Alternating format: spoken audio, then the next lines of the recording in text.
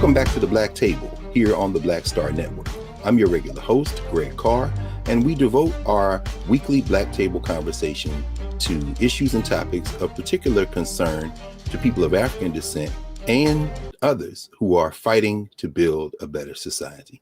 We're joined today by a regular guest on the Black Star Network and here at the Black Table, a man who has taken the opportunities that are presented by this form of technology to be everywhere at once in many ways. COVID has been a tragedy, and it has also freed him up to be in our ears and our minds and helping direct our thinking in ways that prior to COVID, many fewer people were able to have access to in terms of his thought and his work. And that's none other than our friend and brother and comrade, Dr. Gerald Horne, the Morris Professor of History and African American Studies at the University of Houston, author of several dozen books, including books he's written during COVID and ones that are up on the queue. We'll ask him about that near the end. And a man who, as I said, has been everywhere from the Activist News Network, seen him a lot, done a lot of work there, a guest on many platforms, including our daily show here on the Black Star Network with our brother Faraji Muhammad, and also the host of his own show, Freedom Now, on KPFK and the Pacifica Network, available everywhere you have digital access. And that's, of course, 90.7 FM in terrestrial media. But without further ado, our friend and brother and comrade, Gerald Horne. Welcome, Gerald. Thank you for inviting me. Of course, brother. We want to keep this very tight. Just want to kind of ask you some grand tour questions. Some of your thoughts on some of the events that we're seeing now. Are there parallels in history? Some of this stuff, does it rhyme with things you've seen before in the broader arc of historical trends and what's going on around the world? And what are some of the courses of action that it seems to you might be best for us to pursue to continue to try to build this better society? And I thought we might open here in the United States, although in my mind now I want to ask you about Peru. But I know you make all those connections. But I want to ask you about the events in Florida, where Andrew DeSantis and hit that legislature down there, introduced this Stop Woke Act, wrong to our kids and employees. We know, of course, it's been challenged in federal court and there's an injunction, but whether it be, they call it K-20 there, of course, not just K-12, but also undergraduate and graduate school, this kind of policing of what is taught.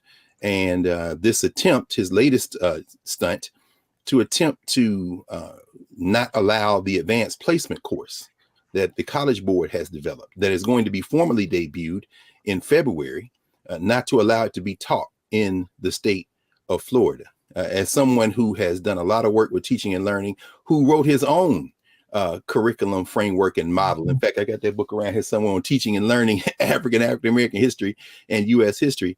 Any thoughts on, what's going on in Florida and how that might connect to some broader trends and challenges we should be paying attention to?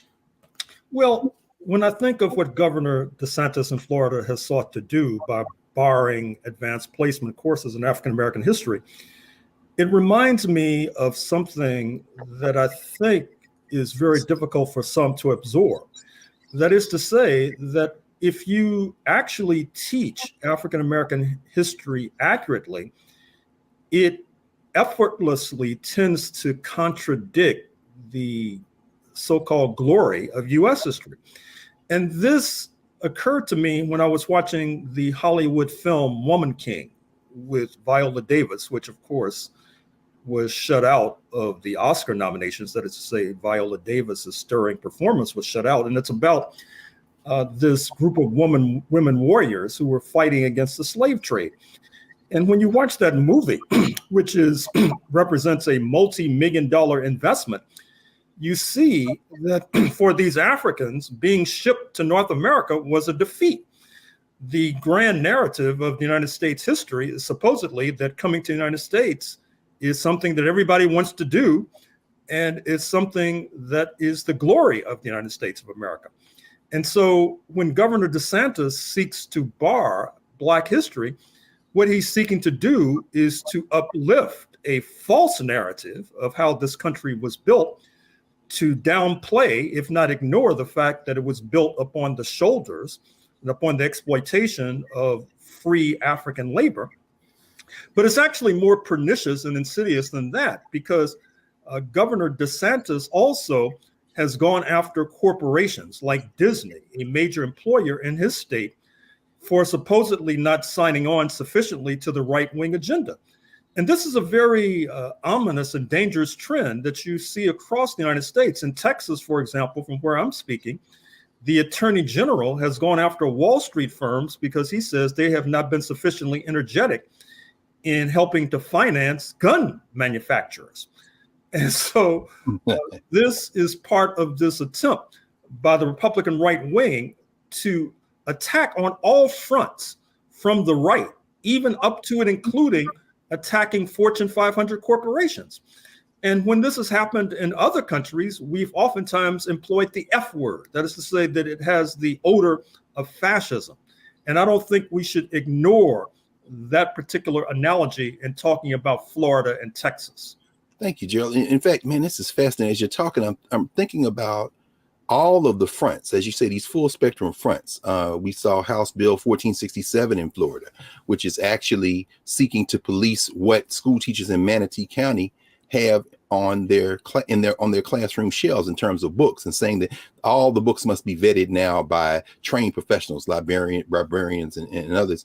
But as you were talking, I'm also thinking about the 1619 Project, the Hulu documentary, the 6-part documentary that's just debuted with our friend and colleague Nicole Hannah-Jones, and also the fact that your work, particularly the counter-revolution of 1776, kind of was injected into that project, the New York Times iteration, and has pulled that project, I don't want to say to the left, but it's certainly radicalized it in ways I don't even think that Nicole thought about at the onset. All of that in the context of the fact that I saw that in January of this year, the American Historical Review devoted a special section to the 1619 Project. About 19 historians weighed in on the 1619 Project. And as someone who has reminded us from the onset of this 1619 Project business about the fact that, as you say, Africans were drawn into this settler colonial project in this hemisphere through the Spanish, not the English. How concerned should we be about this clearly fascist attempt to not only shrink our imaginations and impact education, but how concerned should we be about whether or not it can be effective? I mean, do you have any ideas in terms of how we might think about, can they actually do this? Because apparently this stuff is getting out everywhere, and it's being influenced by scholars like you, who have been, of course, writing and talking about this for decades. Well, what I find particularly disturbing, I have to confess, is the failure of radicals in the United States. Because I'm here to bring the unfortunate news that some of the sharpest attacks and critiques of this attempt to rewrite U.S. history have come from those who consider themselves to be radical. But they object to the idea that there was something less than glorious about the founding of the United States of America. And they say this at the same time that they say they want to turn current and contemporary U.S. society on its ear, on its head. Obviously, that makes no sense, because if this society was so great in the beginning, well, why do you want to turn it on its head and on its ear today? With regard to what is to be done, I think that the reliable ally of Black people in North America going back centuries has been the international community. And one of the things I also find disturbing is that at this particular moment, we're at a real turning point in terms of what's happening worldwide. And we see this growing rift between Africa and the United States with regard to Africa resisting the legislation introduced by Congressman Gregory Meeks, the Congressional Black Caucus, which would seek to penalize and pulverize African nations who do not join the sanctions crusade against Russia. And this has led to the castigation of South Africa in particular, which hosted the Russian Foreign Minister Sergei Lavrov just in the last week. We see that the president of Belarus, perhaps Russia's closest ally in Europe, is landing in Zimbabwe in a few days. And it does not behoove the Black American community to go along with Washington at the same time that Africa is pulling away from Washington. Because as Africa pulls away from Washington, we see Washington is turning to the right. I need not remind you, I'm sure, that the latest chief of staff in the White House, Mr. Zients, the former COVID coordinator replacing Ron Klain, is not only one of the richest men in the United States, but he's married into a family from apartheid South Africa whose wealth is based upon the exploitation of Black mining labor.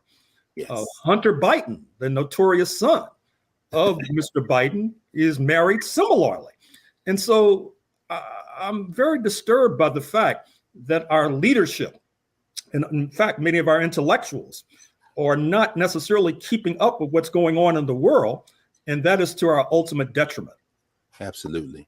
I want to come back to that after the break, Gerald, and maybe talk some more about this broad theme you bring up in terms of Black people in the United States, people of African descent's relationship to Africans other places, and how, as the African world seems to be turning away from the United States, many people in this society here in the United States, particularly quote unquote leadership, seem to be turning inward. And I want to talk a little bit about that and maybe ask you a very specific question as it relates to our young people and education, particularly something that was announced at Howard University recently, a $90 million grant from the U.S. military and the Air Force. So when we come back on the other side of this break with our brilliant brother and commentator and man who has always been a global presence, but especially so these days, Gerald Horne, we want to ask him about these issues and more here at the Black Table. Back in a moment.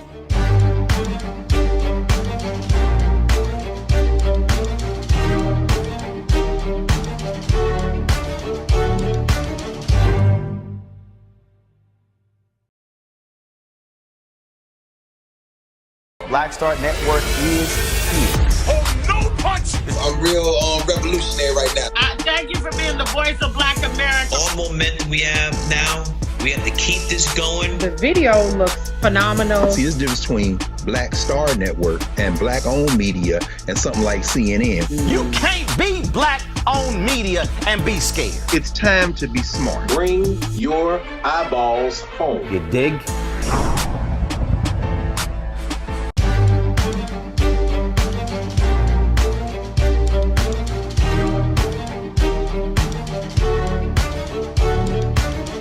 Welcome back to the Black Table here on the Black Star Network. We're joined with a regular guest on the network and beyond, Gerald Horne. Gerald, you know, I was thinking about some of the news, of course, that you are always abreast of and helping us make connections with. A lot of the former French colonies in West Africa seem to be turning toward Russia and away from France. Certainly, we've seen news recently. Of course, there's Nigerian elections are coming up. And then Nigeria, of course, which is slated to be the third most populous country in the world shortly, behind China and India. And of course, China's population may go south rather than north.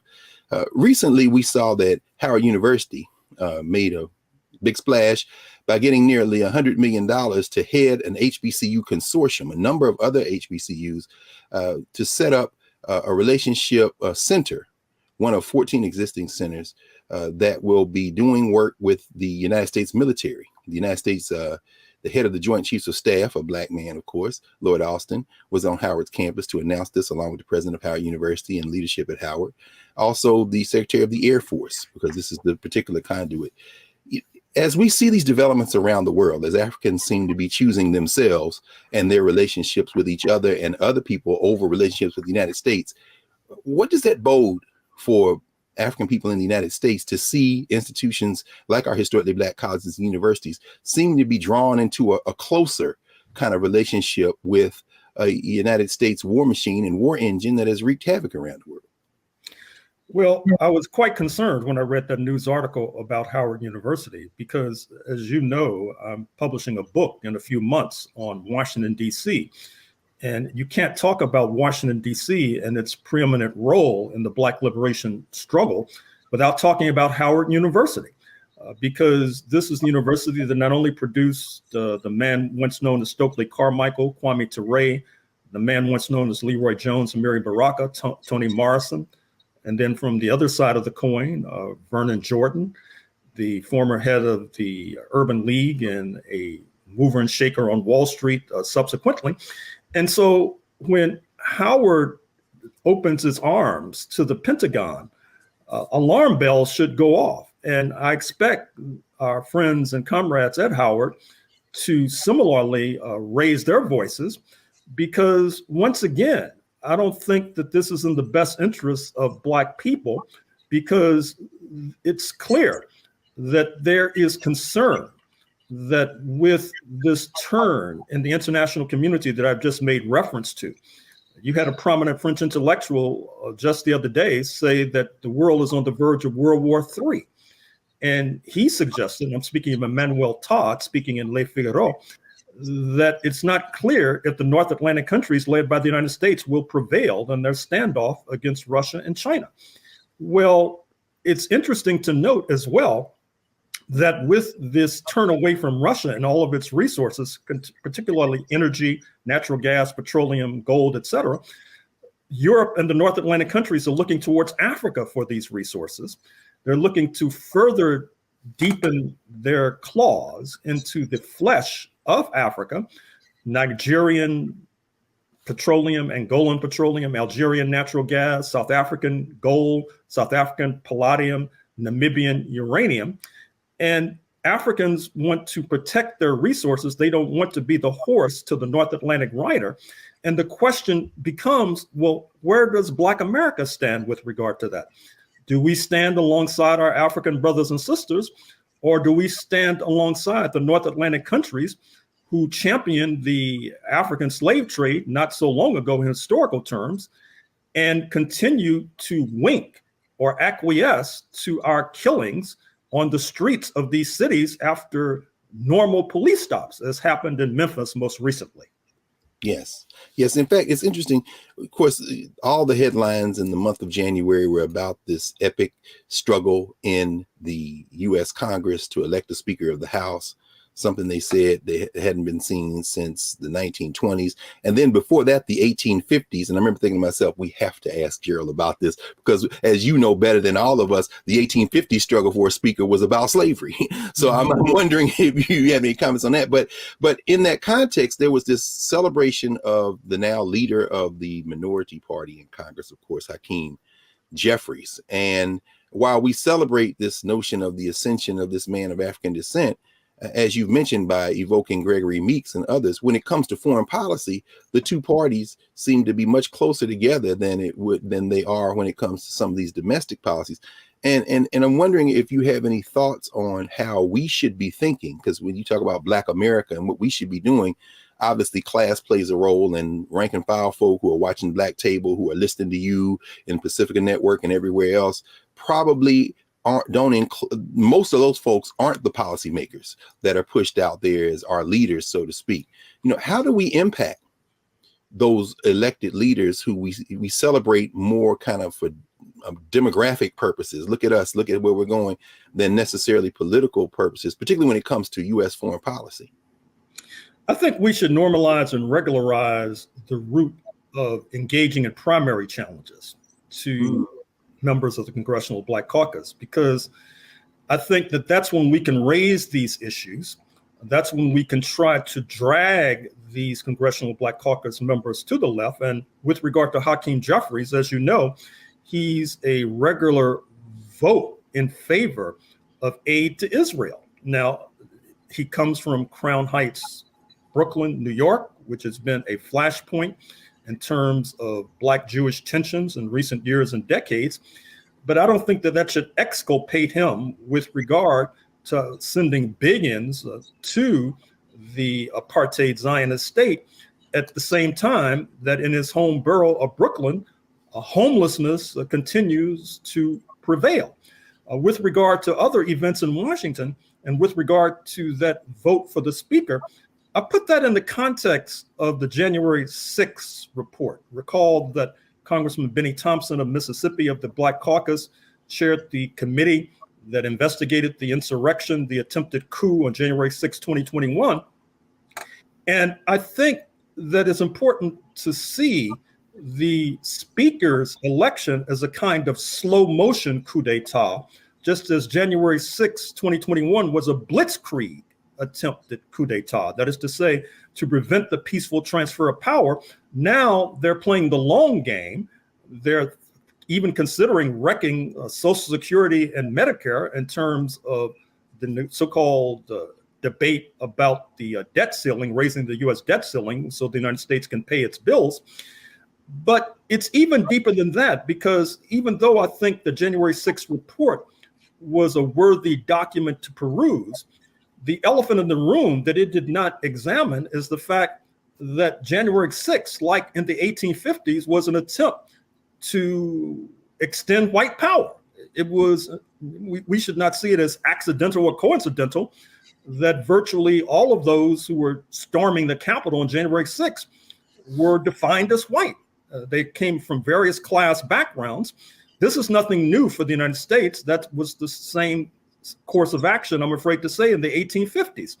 And so until we're able to recognize these basic truths, and likewise, until we're able to convince those who consider themselves to be radical that it is highly appropriate, indeed mandatory, to examine race, not only from the point of view of the oppressed Black, but also from the point of view of those who would like to extend white power indefinitely into the future.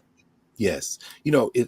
As you're talking, I'm thinking about another question forms my mind is, are we nearing, do you think we're nearing another in these kind of perpetual event horizons as it relates to federalism? As you say, I mean, the tensions that we see, I mean, obviously the 1850s are pre-13th, 14th, and 15th Amendments, and there's a kind of forestalling. I'm thinking about your work on Du Bois, and of course, Du Bois's work itself, particularly Black Reconstruction. And then you have the white lash, and then you have the tensions rise again. But with this current cycle, it seems that federalism is on the brink once again. As we saw, there's a special election that's going to take place in Wisconsin. The Wisconsin Supreme Court, a conservative justice has retired, and they're going to dump millions into this battle with the idea that perhaps extreme gerrymandering might be blunted in Wisconsin if the Supreme Court can move back toward the so-called liberal wing. But all of it just seems to have a feel to me of, and to many people, I'm asking you about this, of a kind of tension as it relates to even the federal polity remaining together. And it's almost like, do you think we're reaching another crisis moment in what has been a series of crises since the founding of this settler state? I think so. And you see this in particular with regard to the Dobbs case, the Supreme Court case overturning Roe versus Wade, and basically suggesting that women's reproductive freedoms should be tossed back into 50 state capitals. This basically means that if you're in a so-called red state like Texas and you're a woman, you will have less rights and fewer rights than if you were in a so-called blue state like California. And it's even deeper than that, because from their perch in these so-called red states, the reactionaries and the conservatives can influence the national discourse, leading to what we saw in New York State, which we had thought was a blue state, anti-Republican Party state. But one of the many reasons why the Republicans have a 4-vote majority in the House is because of the Republicans' ability to flip a number of congressional districts in New York State, assisted by a high court in New York that was obviously influenced by the national conservative shaped discourse leaning to the right.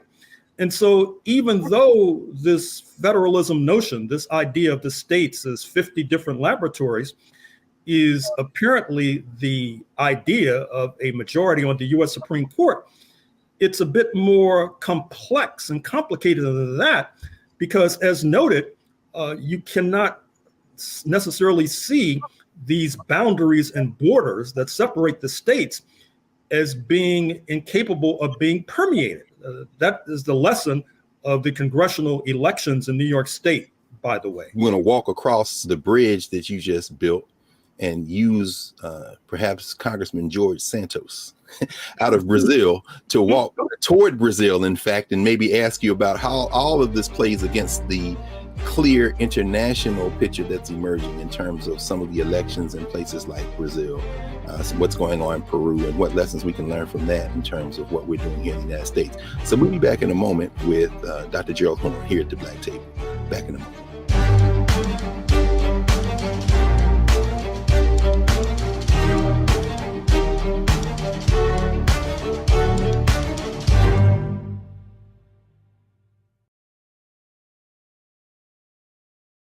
Don't you think it's time to get wealthy? I'm Deborah Owens, America's Wealth Coach, and my new show on the Black Star Network focuses on the things your financial advisor or bank isn't telling you. So watch Get Wealthy on the Black Star Network.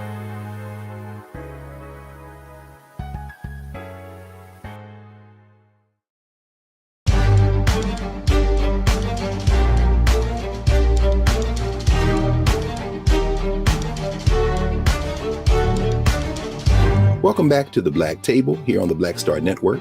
Please remember to support the Black Star Network. You're not going to hear this kind of conversation anywhere else. Certainly donate to the Black Star Network, download the app, join the Bring the Funk fan club, and watch our network. We've now been added to the Amazon TV lineup, so you'll be able to follow the Black Table there. Back at the table here with Dr. Gerald Horne. Prof, as you talk about these New York districts that were flipped, one of them is now represented in Long Island, Hempstead, and some of the places there by a man. I guess one of his names is George Santos. Apparently, he was invited to the White House the other night and didn't go. Some people speculate because you had to go through a security check and maybe didn't want to put his real name. But the Brazilians are looking for him, Gerald. So I'm wondering if you could that bridge you just built in terms of domestic U.S. policy. Any thoughts on what's going on in places like Brazil, where clearly Lula da Silva is making the noise to kind of knit closer together the southern part of the Western Hemisphere's coalition, and how the United States is looking nervously with an eye toward the Mexicans and the Brazilians and everyone else, and what's going on in Peru. And it seems like George Santos, if he went to Brazil, he would be in jail as opposed to fleeing to the United States, where he can kind of make the come up. Any thoughts on how we should be thinking internationally about what's going on in the hemisphere and how it relates to U.S. foreign policy? Well, first of all, with regard to Mr. Santos, he's obviously a gift that keeps on giving to late night comics. Here's a man whose name we really don't know as of this late date, a man who lied, or as he said, embellished his resume with regard to working at Goldman Sachs, the Wall Street firm, in terms of graduating from Baruch College, where he supposedly played on the volleyball team, which he did not. With regard to graduating from New York University, which he did not. He even claims that he's part Black, believe it or not. I guess he's not aware of the one drop rule in the United States, which is unlike.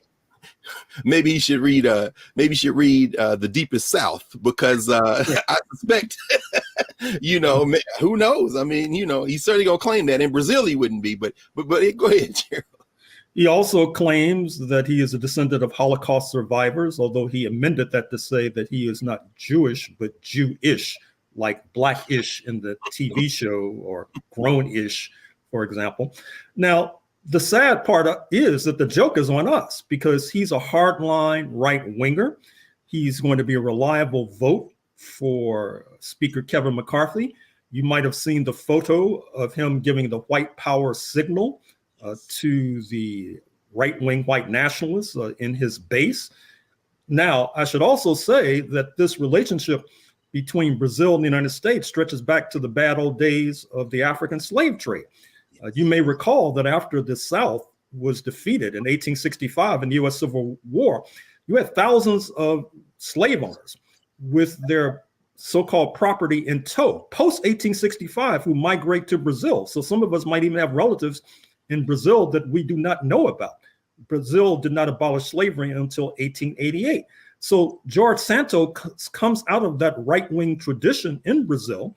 And as you suggested, the Brazilian authorities are seeking to have him extradited to face the music there.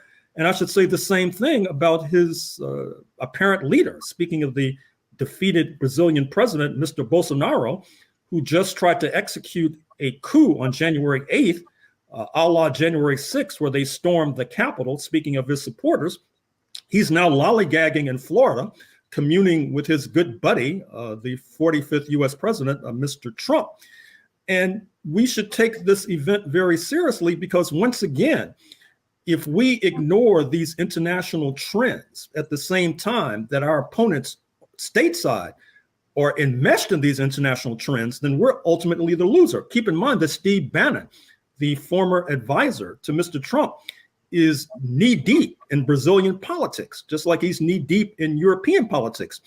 The right wing in the United States gets momentum from the right wing abroad and then uses the momentum to come after us, while we, for some strange reason, are oftentimes inattentive to these global developments, inattentive to the coup in Peru, for example, inattentive even to the US pressure on Mexico, even though during the bad old days of slavery, once again, you had thousands of Africans who walked from Texas to freedom in Mexico.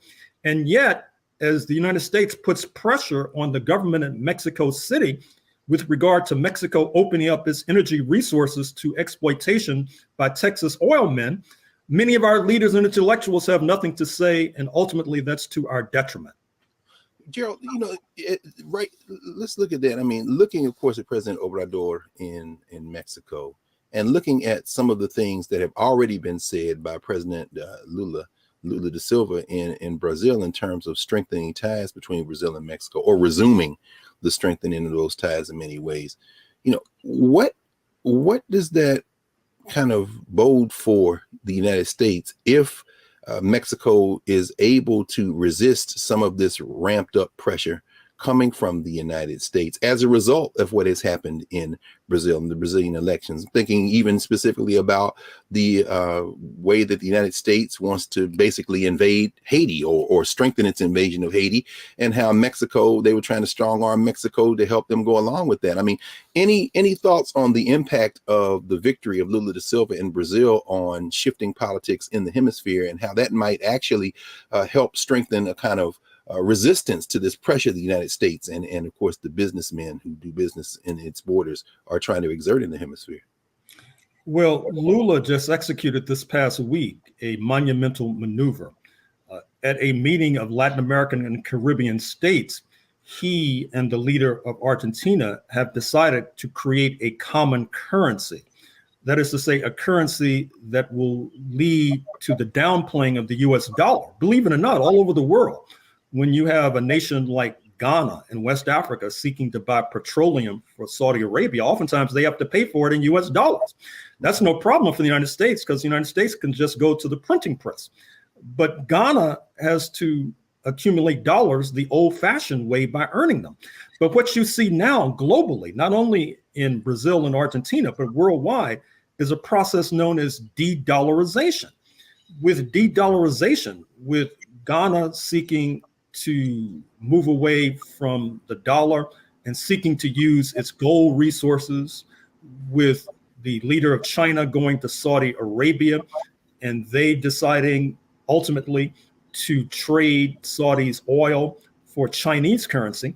This is going to have significant impact on the US economy, and perhaps that bespeaks the reason why so many Black leaders and intellectuals steer clear of global politics, because perhaps they sense that if they take a forward-leaning position on some of these issues we're discussing, not only will it bring sharp retribution from the U.S. authorities, but ultimately they may be seen as siding with those abroad against the interests of the United States. And all you have to do is look at the latter months and years of the life of Malcolm X, or the career of Paul Robeson, or the career of the late Martin Luther King or W.E.B. Du Bois, to know that if you're perceived as going against the foreign policy interests of the United States, you should be expected to be reprimanded and rebuked, if not worse.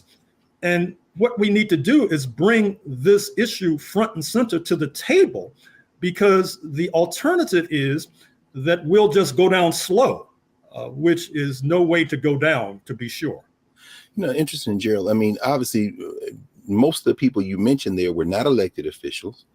Although, think about whether Adam Clayton Powell trying to be injected or inject himself into what happened in Bandung, and traveling, kind of with the red, white, and blue, trying to keep a foot in both worlds, nominally speaking.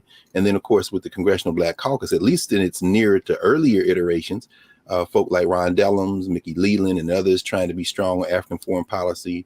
the invasion of Iraq and Barbara Lee standing alone then, but now, of course, much less forceful. I'm wondering if you have any thoughts on what are the possibilities of Black elected officials, certainly in the federal legislature, to take a more progressive internationalist stand. I mean, are they trapped now, or at least do they see themselves as trapped? And if they do, you've talked about the possibility, and in fact, an endorsement of primarying some of these folk, particularly in the Congressional Black Caucus.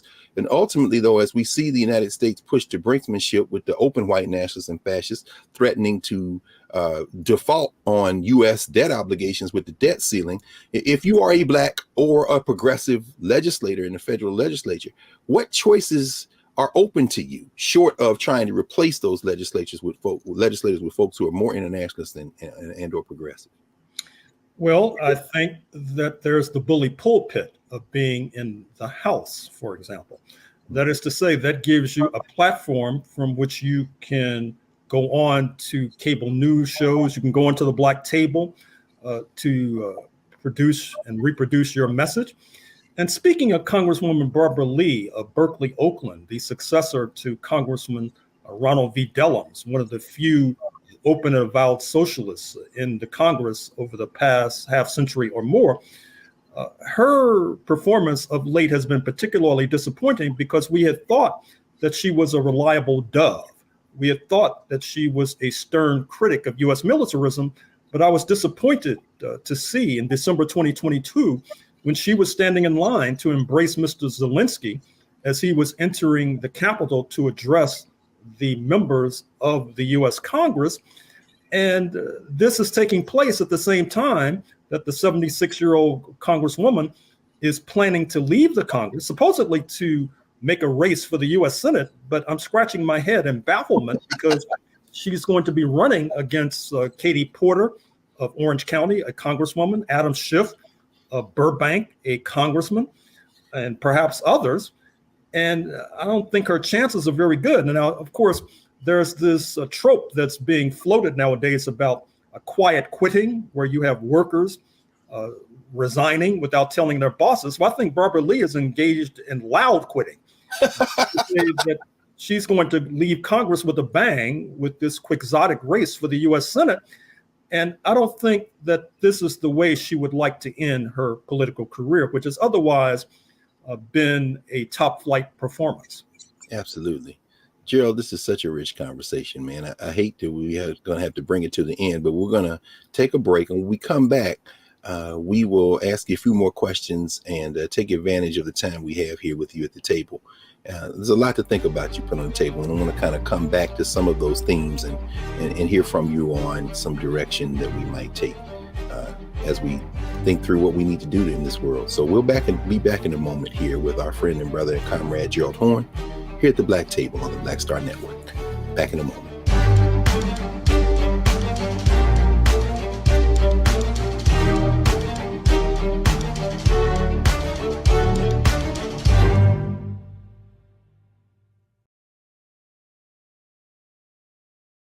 When you talk about blackness and what happens in Black culture, we're about covering these things that matter to us, speaking to our issues and concerns. This is a genuine people-powered movement. There's a lot of stuff that we're not getting. You get it, and you spread the word. We wish to plead our own cause. Too long have others spoken for us. We cannot tell our own story if we can't pay for it. This is about covering us. Invest in Black-owned media. Your dollars matter. We don't have to keep asking them to cover our stuff. So please support us in what we do, folks. We want to hit 2,000 people, $50 this month, raise $100,000. We're behind 100,000, so we want to hit that. Y'all money makes this possible. Checks and money orders go to P.O. Box 57196, Washington, D.C. 20037-0196. The Cash App is $RM Unfiltered. PayPal is R Martin Unfiltered. Venmo is RM Unfiltered. Zelle is Roland at RolandSMartin.com.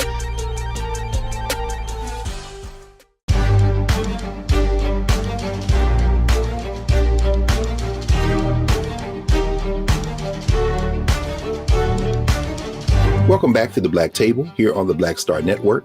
As we've seen this hour with Professor Horne, The Black Star Network is working hard to provide this type of depth of analysis, and we go across the range. Anything you want to discuss and think through in the Black world and beyond, you're going to find on this network, including this show. So download the Black Star Network app, join the Bring the Funk fan club, support us financially, and tell your friends, as we are indeed global. So, Professor Horne, as we kind of wrap up our session today, you put a lot on the table, brother. And think about the full political range of debate and discussion in Black communities, not only internationally, but here in the United States. And there are those who say participating in the political process through elections is a failed strategy and kind of doesn't have a lot of value. And on the other end of the spectrum, there are those who say we must invest everything we have in the voting mechanism and process. You've managed to maintain a clear-eyed embrace of a number of perspectives. You kind of, I don't want to make the analogy of a metronome, but you say the same things, but you're very open to engaging with folk. How important is solidarity politics in the way that we approach trying to problem solve in places where some folk who have different ideological positions simply won't talk to each other? Well, I'm afraid to say that that's their loss, quite frankly. I don't think, given the dire state of Black affairs in the United States, that we can afford the luxury of turning our backs on each other. I mean, I spend a lot of time in Los Angeles right now working on different projects, and you would not believe the homelessness that exists in Los Angeles. And what's interesting about it is that even though the population is only about 8% Black, the homeless population might be 80% Black. And so given that crisis, given that emergency, I don't think that we can afford to not engage with one another. Now, certainly we have to have a range of tactics and strategies. It would not be wise to put all our eggs in the electoral basket. At the same time, we cannot ignore the electoral basket, because that's where our tax dollars are divvied up. And we need to be at the table. Once again, I would like to reiterate the point I made a moment or two ago, which is that what I would like to see going forward is not only challenging members of the political establishment, such as the Black Caucus, from the left and primaries.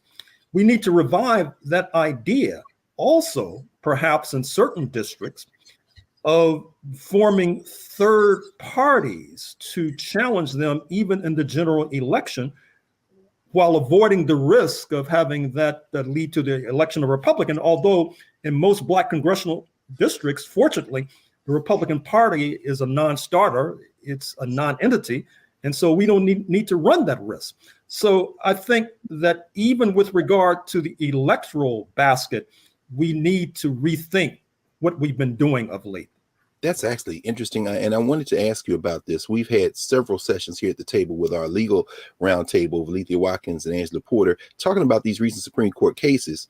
And I know you've talked in a lot of spaces, including the Black Star Network, about Moore versus Harper and this independent state legislature theory. What you've just said about possible third party formations, running primary challenges, and balancing that against the possibility of having an extreme right winger or a Republican elected as a consequence of a third party challenge. You know, again, thinking about this Wisconsin Supreme Court race that's coming up, where all this money is going to be dumped in, and the possibility that voter suppression and through gerrymander might actually be on the ballot as it relates to the judiciary. And thinking about this federal case, of course, the Moore versus Harper case, the North Carolina case, and this independent state legislature. Any thoughts on the judiciary in this country, the state judiciary, the federal judiciary, and where we are there, and how much attention should we be paying to who sits in the black robes, and whether or not, you know, they actually do exercise the kind of power we kind of think they do, or are we reaching a crisis there where if some of these folks don't like the way the laws go, they simply ignore them? There doesn't seem to be a penalty for that these days. Well, certainly we cannot ignore the judiciary. Like yourself, I too was trained as a lawyer, and I try to keep up with judicial opinions. At the same time, we need to realize that the top judicial authority, speaking of the U.S. Supreme Court, is in the firm grip of the right wing led by Clarence Thomas. And apparently that will be the case for some years to come. That brings me to the issue of engaging in an array of political tactics and strategies. And it reminds me of what we sought to do during the anti-apartheid era. That is to say, we not only pushed for the Comprehensive Anti-Apartheid Act, which we were able to push through Congress over Mr. Reagan's veto, President Reagan's veto, but we were able to do that because we were in the streets.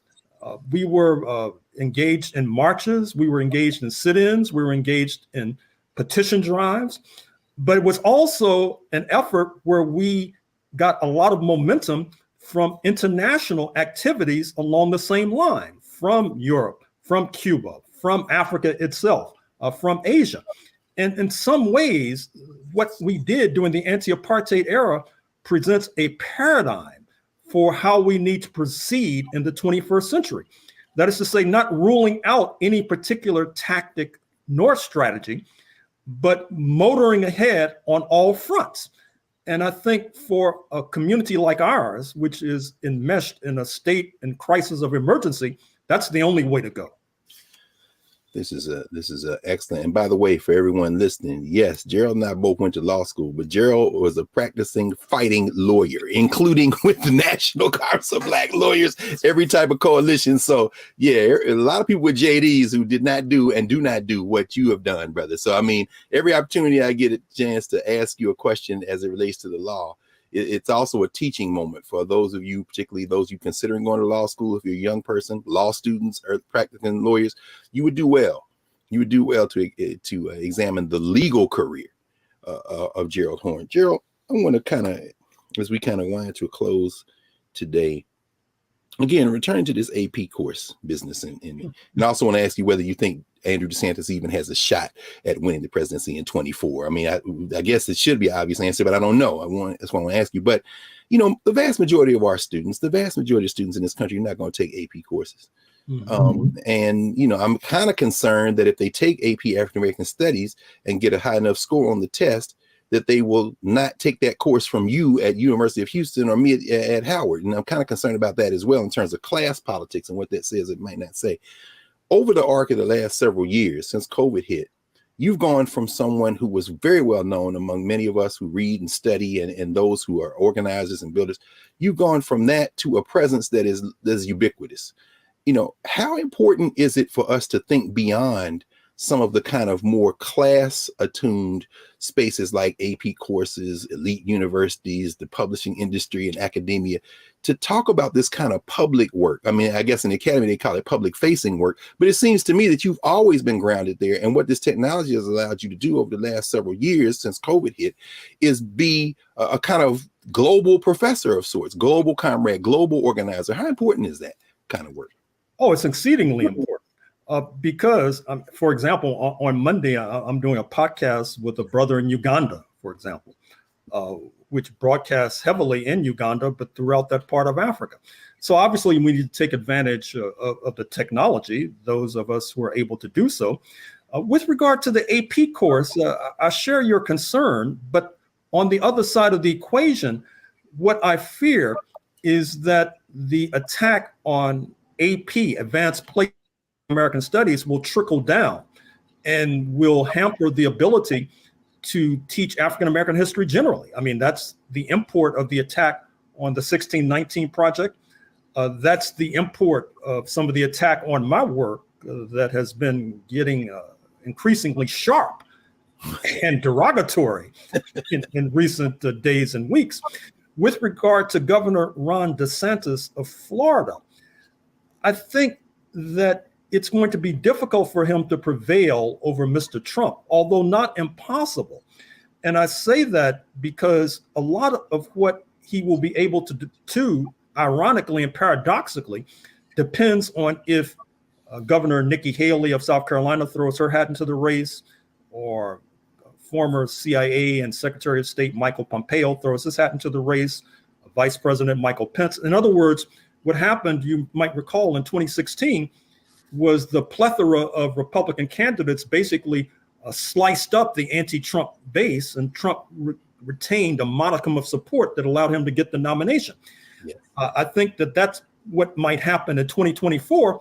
And the fact that we cannot rule out unilaterally the possibility that Mr. Trump may return to the White House, that only accentuates the point that I've been making for these past few minutes, which is that we're facing a real crisis, a real state of emergency.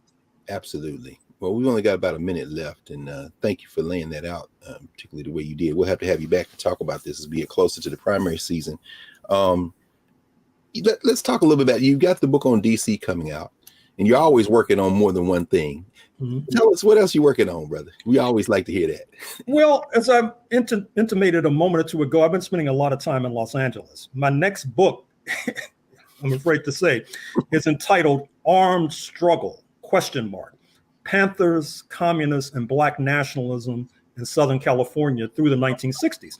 As you know, the late Black Panther Party, they picked up the gun, and it did not end very well. And so I want to re-examine what happened, because I dare say that in the 21st century, if conditions tend to deteriorate, which is probably the case, you'll have a number of other young brothers and sisters who might want to emulate the Black Panthers. And so I want to point out the pitfalls and also what they could have done differently so that they could have survived until 2023. Well, as with all of your books, and of course, as you describe this project, I think about, of course, your book, The Fire Next Time, where I don't know if this is but it seems like all of your work, even though they may appear on the surface to be on different subjects, they all seem to connect around this question of building a better society and learning the lessons we can learn from our history. Well, Prof, we're going to let you go. We know that you've got some more work to do. As soon as we get off here, you may log on somewhere else or hit back in the archive. It's good to see you back in physical rotation, brother. I know you made a vow. I'm not going anywhere until it's safe. So you feeling all right about traveling now, huh? Yeah, I read the headlines and I get nervous. I mean, there's almost 600 COVID deaths per day as of now. How about that? So that's rather startling. But I feel I have no choice. No question. In fact, we're going to wrap. I know we got a minute, but let me see if I can squeeze this one in. The university, as we know it, we went back in person this semester at Howard, and it's a very different campus, brother. I don't know if you see any of that out there in terms of there are not as many students around. A lot of our colleagues are remaining virtual. It seems the university is at an inflection point as well. I don't know if you have any final thoughts about that, the nature of actually university life in this country.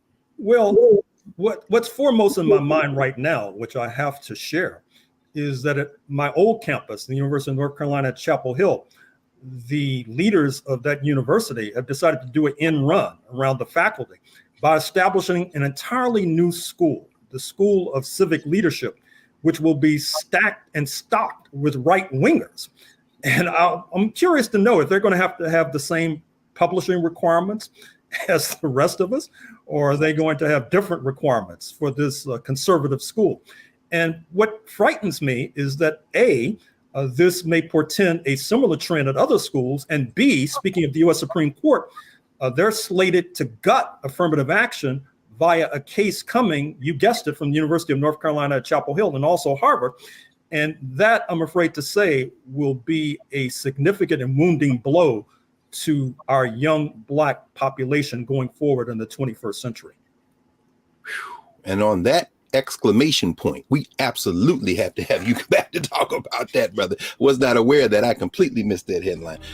Maybe Nicole did the right thing by not accepting to go down here at UNC. So thank you, Gerald. Thank you, Professor Horne. Thank you, brother, for joining us here at the Black Table again. And stay safe. And everybody, we protect Gerald Horne at all costs. It's good to see you, brother. Thank you. Thank you for inviting me. Absolutely. We'll be back in a moment here at the Black Table to clear the table and prepare for our next session. Back in a moment.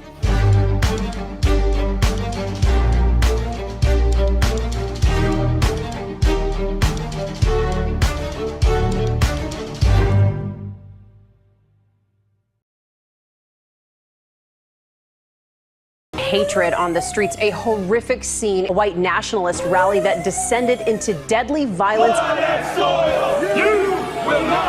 White people are losing their damn minds.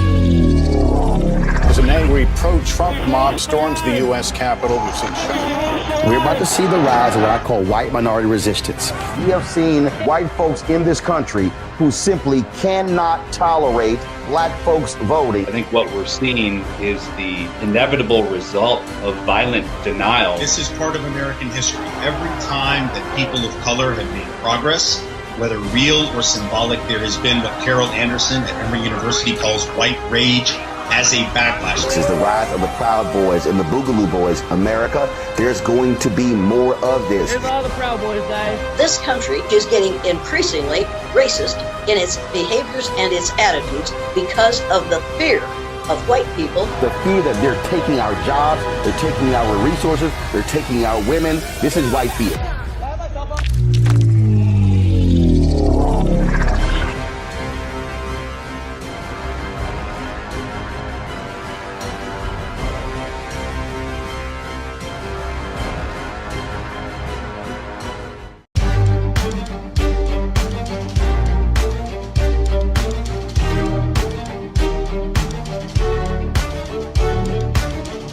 Welcome back to the Black Table here on the Black Star Network. I'm your regular host, Greg Carr, joined with a brother who is a regular presence here on the Black Star Network and a lot of other places as well, Dr. Gerald Horne, the Morse Professor of History and African American Studies at the University of Houston. This has been a very rich and productive hour, as you can tell. I would encourage you to go back into the archives here at the table for our previous conversations with Professor Horne and look at the consistent themes that emerge. We must organize. We must not throw anyone out when we can engage in solidarity politics. We're facing real enemies of our common humanity, and they are organizing even as we debate small things when we should be thinking about the broader trends. We can always learn from history, and we should always dedicate ourselves to building a better society by taking action, not just talking about it or thinking about it, but actually doing something in the world. Thanks for joining us here at the Black Table. We'll see you next week. And remember, support the Black Star Network. This is Black-owned independent media, and it's not only Black-owned and independent, it is committed to building a better society. See you next week.